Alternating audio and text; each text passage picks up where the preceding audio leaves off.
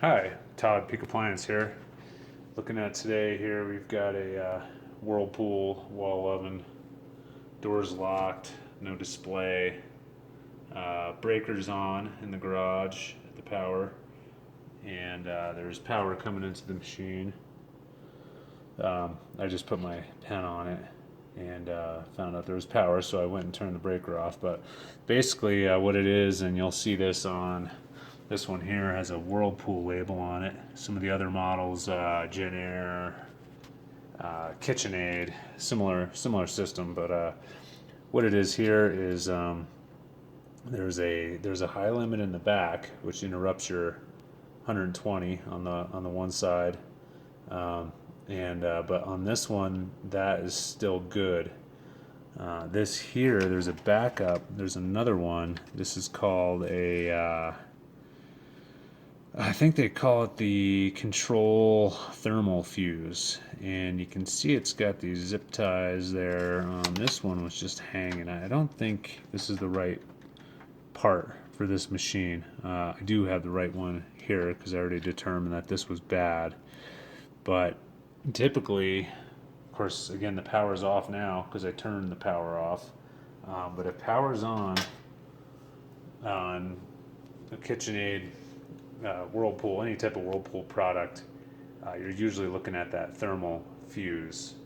If the power's on and there's no display, whereas if the power's on, there's a display but it's not heating, you're usually in the back. Now this one's built in, not too big of a deal. It's not that high off the floor. I'd still have to bring a lift in, or potentially, actually there's a bar stool right here that looks about the right height. I could probably put it on there and work on it, but I don't need to because I know I have power coming through that high limit on the back, which is non-resettable too. So when they pop, you have to replace those. But here, this is the issue on this guy.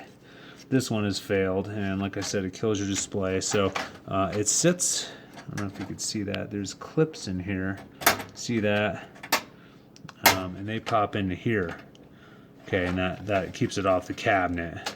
I do see a lot of these in this area where they cut the fuse out and straight wire it, which I don't know. I guess you could do it that way. This is how the manufacturer recommends. Use these and basically don't use self-clean. That's kind of the bottom line. You'll see how hot these things get. Matter of fact, this control board here is melted. It's starting to melt.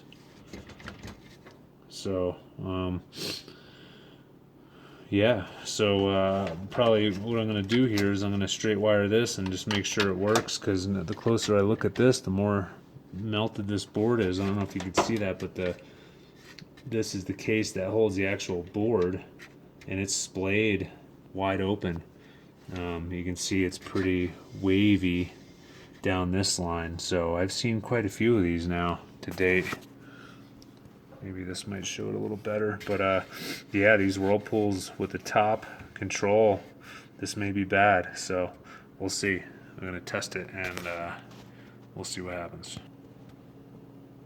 All right, so I put the new fuse in and turned the breaker on, restored the power, and basically I just turned it on. So heard a couple things. One would be the lock motor disengaging, opening the door, which we have. We got the lights in there.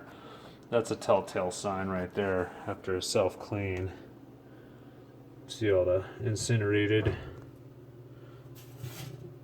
remains from the cleaning.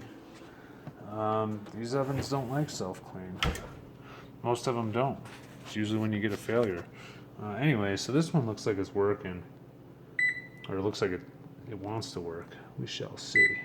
It probably will. I think it will. Nevertheless, this board is melting. So there you go. This will probably be about, I don't know, the fifth or sixth one of these that I've seen. That's it. You got to replace it. The whole thing. It's deformed. Probably needs to be a little bit higher up off the cabinet there. But that's that. Let's get your repair going. Replace this fuse.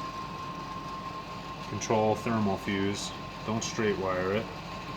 You can do whatever you want, but that's what I say to do. So anyway, hope that helps you out.